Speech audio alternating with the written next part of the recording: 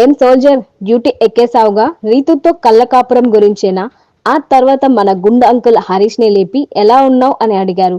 చాలా బాగున్నా సార్ అని హరీష్ అనడంతో నువ్వు నవ్వితే చాలా బాగుంటావు, దయచేసి కూర్చో అన్నారు నాగ్. అంటే ఎప్పుడూ సీరియస్ గా మొహం పెట్టి పాత సినిమాలో విలన్ మాదిరిగా ఉండొద్దని కాస్త నవ్వమని ఇండైరెక్ట్ గా చెప్పారు. ఆ తర్వాత హౌస్ లో ఉన్న వాళ్ళందరినీ పలకరించారు.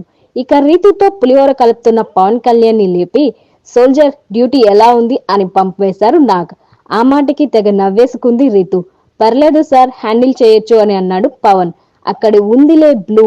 నాగార్జున కళ్ళు జిరాక్స్ తీసేశాడుగా. ఆ తర్వాత రీతుని లేపి నీ లక్కీ కలర్ బ్లూ అన్నావు కదా, మరి నువ్వెందుకు వేసుకోలేదు అని అడిగారు నాగ్. మీరు వేసుకొని వచ్చారు కదా, మీ లక్ నాకు అంటించండి అని అన్నది రీతు. దాంతో నాగార్జున ఆమె ఎదపై డిష్ వాషర్ అని బ్లూ కలర్ బోర్డ్ ని జిరాక్స్ తీసిన నాగార్జున దానిపై ఉందిలే బ్లూ అంటూ మన్మధుడు అని అనిపించాడు. ఆ తర్వాత ఇమాన్యుల్ తో సరదాగా మాట్లాడుతూ నువ్వు కూర్చో గుండంకుల్, తర్వాత మాట్లాడుకుందాం అని అన్నారు.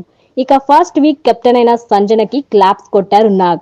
సార్, ఎవరూ కెప్టెన్ మాట వినడం లేదు, చాలా బాధలున్నాయి సార్, చెప్పుకోవాలి అని అన్నది సంజన.